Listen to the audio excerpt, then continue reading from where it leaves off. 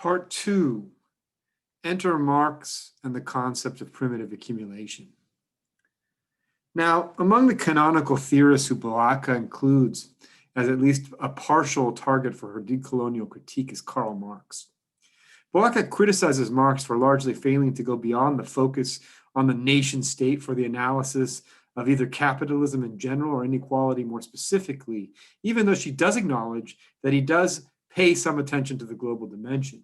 She criticizes many of Marx's writings, including the Communist Manifesto, the Grundrisse, and Capital, for articulating a perspective that is at the same time methodologically nationalist, Eurocentric, and developmentalist. Nonetheless, she follows a recent trend, perhaps most elaborately laid out in the English language in Kevin Anderson's magisterial Marx at the Margins, of which she seems unaware, in recuperating and revindicating different, less known writings of Marx, which are somehow less vulnerable to such charges. According to Boatka, Marx and Engels largely ignored articles.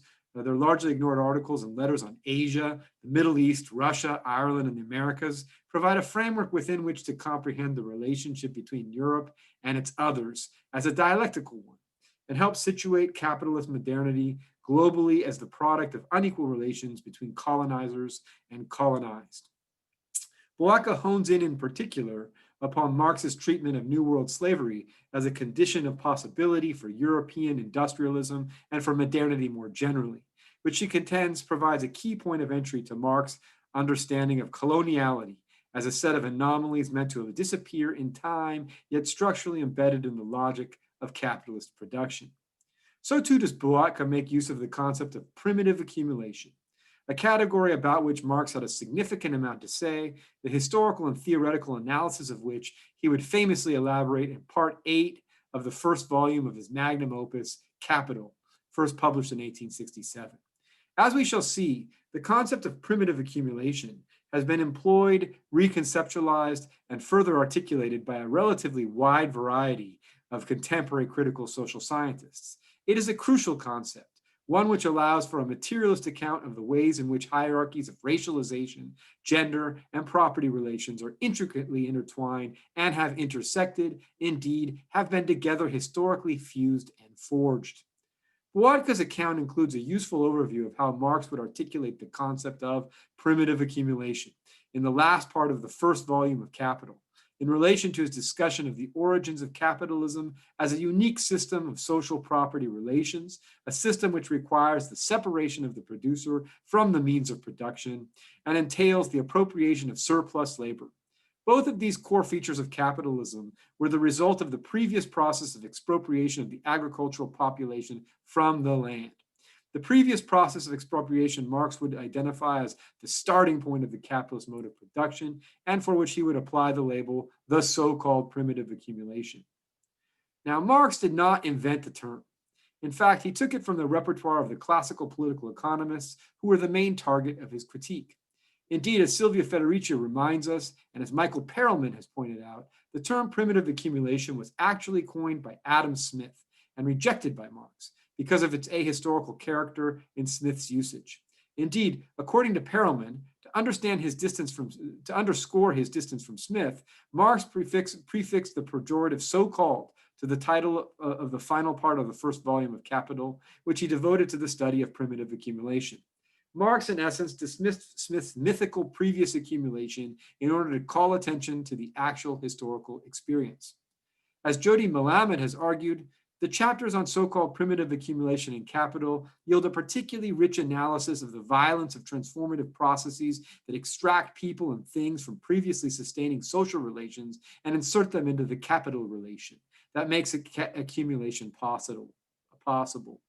Moreover, Melamed reminds us of Marx's rendition of the nursery tale bourgeois political economists used to explain the origin of capitalist wealth. The tale involves two kinds of people who lived long, long ago. One, the diligent, intelligent, and above all frugal elites who accumulate wealth so their progeny can become capitalists. The other, lazy rascals who spend their sustenance and more in riotous living so that the masses of people who are their heirs are left with nothing to sell except their own skins. Marx was at pains to stress that this nursery tale of the bourgeois economists about capitalism's original diversity versions of which are still told every day, substitutes for the notorious fact that in acquiring the wealth of European modernity, conquest, enslavement, robbery, murder, in short, force played the greatest part, not effort or right. And crucially, Melamed adds, a point to which we shall return, that the division of humanity into worthy and unworthy forms is the trace of the violence that forces apart established social bonds and enforces new conditions for expropriative accumulation. As such, the process of primitive accumulation, Marx would stress, was characterized by extreme violence. In his evocative words, capital comes into the world dripping from head to toe, from every pore, with blood. As Bowacca explains, unlike Adam Smith and the classical political economists who viewed the emergence of capitalism as a natural development arisen from an increasing division of labor between producers of specialized goods, merchants, and factory owners employing wage laborers, Marx stated that capitalism had been based on the violent dissolution of feudal economic structures and their transformation into capitalist forms of exploitation. To this end, Bowacca quotes a famous passage from chapter 26 of Capital on the secret of primitive accumulation, where Marx eloquently argues, quote, the historical movement which changes the producers into wage workers appears on the one hand as their emancipation from serfdom and from the fetters of the guilds, and this side alone exists for our bourgeois historians. But on the other hand, these new freedmen became sellers of themselves only after they had been robbed of all their own means of production and of all the guarantees of existence afforded by the feudal arrangements. And the history of this, their expropriation, is written in the annals of mankind in letters of blood and fire. As Federici elaborates, Marx thus introduced the concept of primitive accumulation at the end of Capital, Volume 1, to describe the social and economic restructuring that the European ruling class initiated in response to its accumulation crisis, and to establish, in polemic with Adam Smith, that 1, capitalism could not have developed without a prior concentration of capital and labor, and that 2, the divorcing of the workers from the means of production, not the abstinence of the rich, is the source of capitalist wealth. Primitive accumulation, then, is a useful concept, for it connects the feudal reaction with the development of a capitalist economy, and it identifies the historical and logical conditions for the development of the capitalist system. Primitive, originary, indicating a precondition for the existence of capitalist relations as much as a specific event in time. So-called primitive accumulation, then, as the term is employed by Marx, refers to the historical process upon which the development of capitalist relations was premised. And as Federici rightly insists, it is useful because it provides a common denominator through which we can conceptualize the changes that the advent of capitalism produced in economic and all social relations. In sum, primitive accumulation is treated by Marx as a foundational process, revealing the structural conditions for the existence of capitalist society. This enables us to read the past as something which survives into the present. Now, as Federici also stresses, Marx analyzed primitive accumulation almost exclusively from the viewpoint of the waged industrial proletariat, the protagonist, in his view, of the revolutionary process of his time and the foundation for the future communist society. Thus, in his account, primitive accumulation consists essentially in the expropriation of land from the European peasantry and the formation of the free independent worker. The primary side of this violent appropriation, of this expropriation, which is written in the annals of humanity in letters of blood and fire, according to Marx, is thus the European countryside. Nevertheless, as both Federici and Bowacca point out, Marx also acknowledges and seeks to explain this intra-European dynamic process in relation to Europe's colonial enterprise. To make this point, both Federici and Bowacca quote another famous passage from Marx, this one from chapter 31 of Capital, on the genesis of the industrial capitalists, in which Marx traces the dawn of the era of capitalist production, and thus the process of primitive accumulation of capital, back to the discovery of gold and silver in America, the expatriation, enslavement, and entombment in mines of the Aboriginal, beginning of the conquest and looting of the East Indies, the turning of Africa into a warren for the commercial hunting of black skins. This passage, Bowacca rightly insists, reinforces the view that the development of modern capitalism was closely tied to European colonialism. For her part, Federici also quotes another passage from chapter 31 of Capital, in which Marx goes on to recognize that a great deal of capital which today appears in the United States without any certificate of birth was yesterday in England the capitalized blood of children. Nevertheless, Federici then proceeds to emphasize that by contrast, we do not find in Marx's work any mention of the profound transformations that capitalism introduced in the reproduction of labor power and the social position of women. Nor does Marx's analysis of primitive accumulation mention the great witch hunt of the 16th and 17th centuries, although this state-sponsored terror campaign was central to the defeat of the European peasantry, facilitating its expulsion from the lands it once held in common. This is a point to which we shall return below. Primitive accumulation, racial capitalism, and patriarchy. Now, Boaka's book goes on to document how from the 1970s forward, theorists have taken up the crucial category of primitive accumulation for the dual purposes of reconceptualizing gender relations and colonial exploitation under capitalism, while actively incorporating developments outside of Europe. On the one hand, she explicates the world systems perspective argued that non-wage colonial modes of labor control were integral to and essential for the logic of capitalism. To this end, she provides an overview of the important book by Sidney Mintz from 1986, titled Sweetness and Power, The Place of Sugar in Modern History, in which he introduces the notion of the double linkage of production and consumption between slaves on Caribbean plantations and industrial workers in Western Europe. Like Mintz before her, Silvia Federici has also stressed the centrality of the plantation system to the development of the modern capitalist economy. In Federico's words, it is now established that the plantation system fueled the Industrial Revolution, as argued by Eric Williams, who noted that hardly a brick in Liverpool and Bristol was not cemented with African blood. But capitalism may not have even taken off without Europe's annexation of America and the blood and sweat that for 2 centuries flowed to Europe from the plantations. This must be stressed, as it helps us realize how essential slavery has been for the history of capitalism, and why periodically but systematically, whenever the capitalist system is threatened by a major economic crisis, the capitalist class has to launch a process of primitive accumulation. That is, a process of large-scale colonization and enslavement, such as the one we are witnessing at present.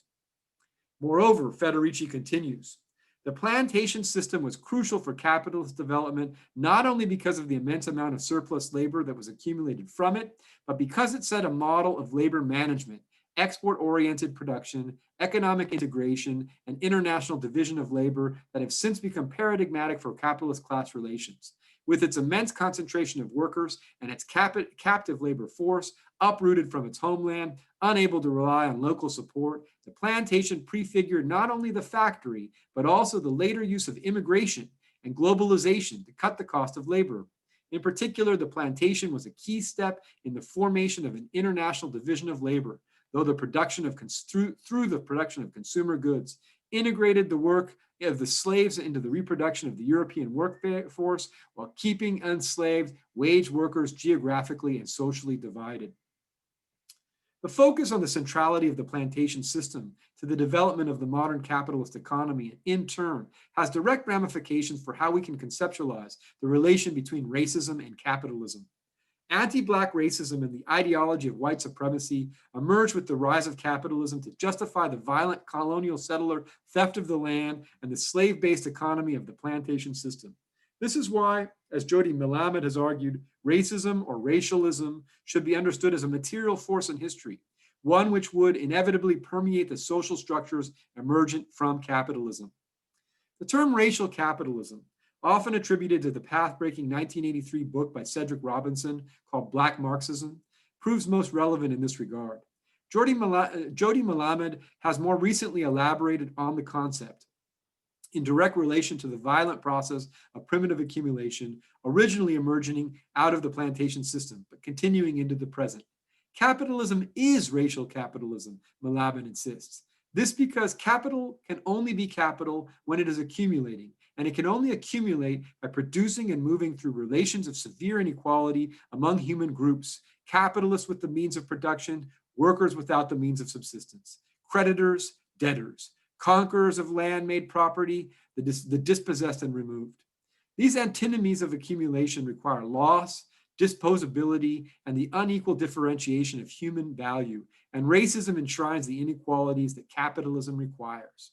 We will return to this point, this important point below. If Cedric Robinson and more recently Jody Melamed and Robin Kelly, among others, have made this provocative and powerful argument that capitalism is necessarily racial capitalism, other scholars working in the tradition of Marxist feminism have added that capitalism is necessarily patriarchal capitalism as well. In such a vein, Silvia Federici has argued, quote, capitalism as a social economic system is necessarily committed to racism and sexism. For capitalism must justify and mystify the contradictions built into its social relations, the promise of freedom versus the reality of widespread coercion, and the promise of prosperity versus the reality of widespread penury, by denigrating the nature of those it exploits: women, colonial subjects, the descendants of American slaves, the immigrants displaced by globalization. At the core of capitalism, there is not only the symbiotic relation between wage contractual labor and the enslavement, but together with it, the dialectics of accumulation and destruction of labor power, for which women have paid the highest cost with their bodies, their work, their lives. Which brings us back to Bowaka's book. Bowaka attributes the shift of attention to plantation slaves in the Caribbean to the work of world system theorists in general, and to that of Sidney Mintz in particular.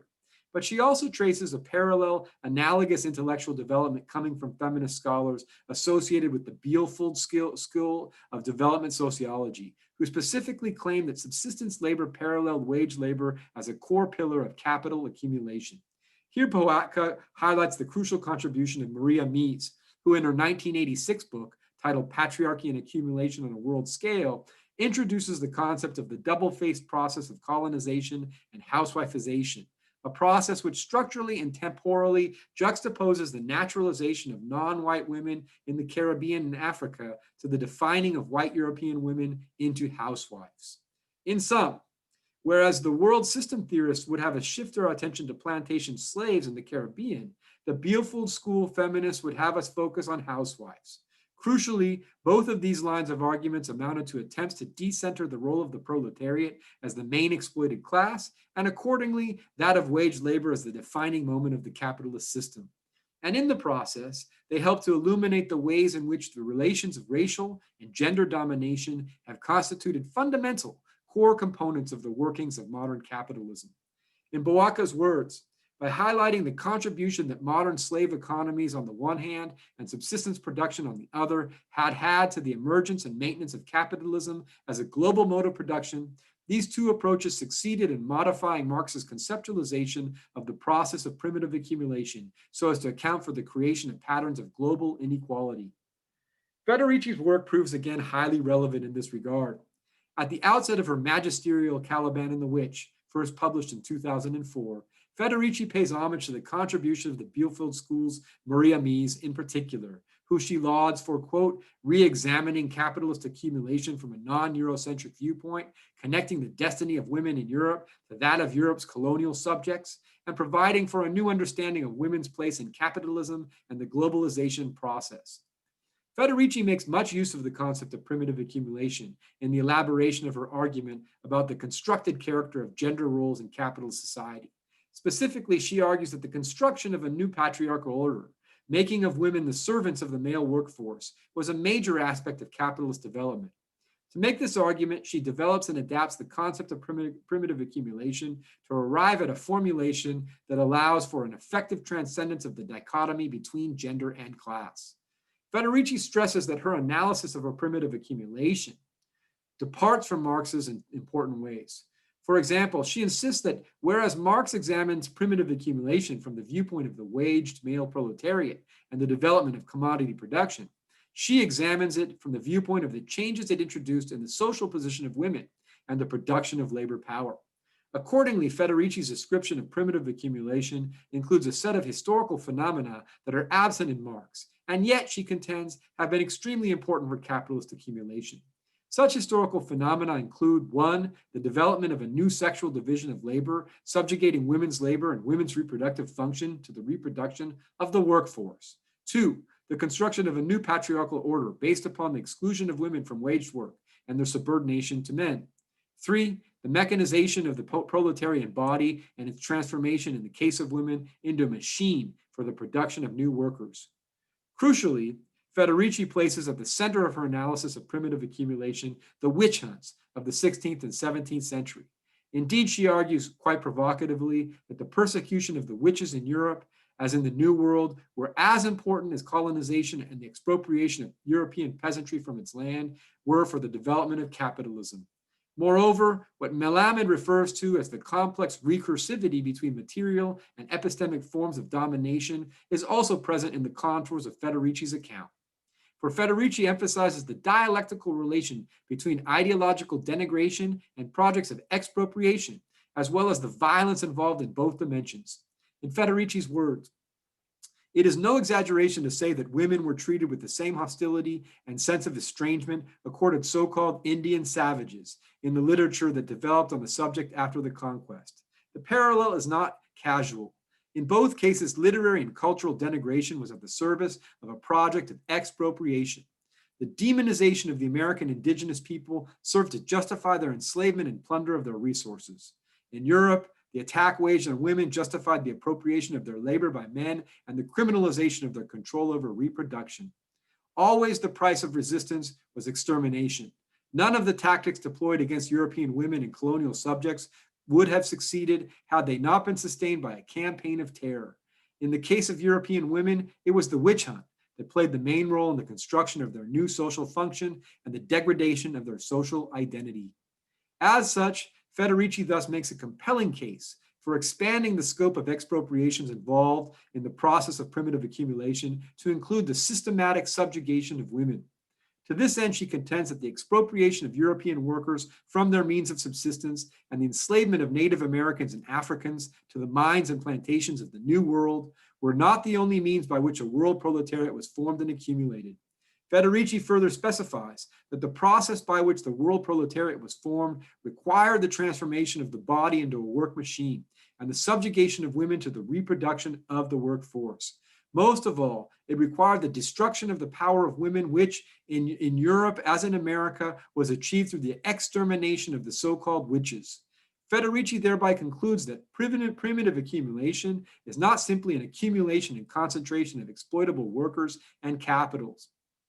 It was also an accumulation of differences and divisions within the working class, whereby hierarchies built upon gender, as well as race and age, became constitutive of class rule and the formation of the modern proletariat. Following the lead of Maria Mies, Federici goes on to stress that the historic changes which she traces peaked in the 19th century with the creation of the housewife. According to Federici, these changes redefine women's position in society and in relation to men. She argues the sexual division of labor that emerged not only fixed women to reproductive work, but increased their dependence on men, enabling the state and employers to use the male as a means to command women's labor. In this way, the separation of commodity production from the reproduction of labor power also made possible the development of a specifically capitalist use of the wage and of the market as means for the accumulation of unpaid labor. Most importantly, the separation of production from reproduction created a class proletarian women who were as dispossessed as men, but unlike their male relatives, proletarian women who were proletarian women who were as dispossessed as men, but unlike their male relatives in a society that was becoming increasingly monetarized, had almost no access to wages, thus being forced into a condition of chronic poverty, economic dependence, and invisibility as workers. In sum, and in accordance with this logic, the family comes into focus as emerging in the period of primitive accumulation as the most important institution for the appropriation and concealment of women's labor. The subjugation of women is thus treated by Federici as a constitutive feature of the capitalist system, or as Patel and Moore put the point, patriarchy isn't a mere byproduct of capitalism's ecology, it is fundamental to it.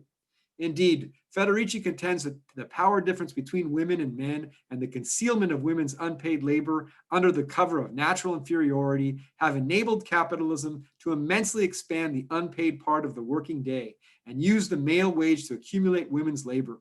In many cases, they have also served to deflect class antagonism into an antagonism between men and women. Thus, primitive accumulation has been above all an accumulation of differences, inequalities, hierarchies, divisions, which have alienated workers from each other and even from themselves. Okay, thank you. With that, I think it's time to take another break.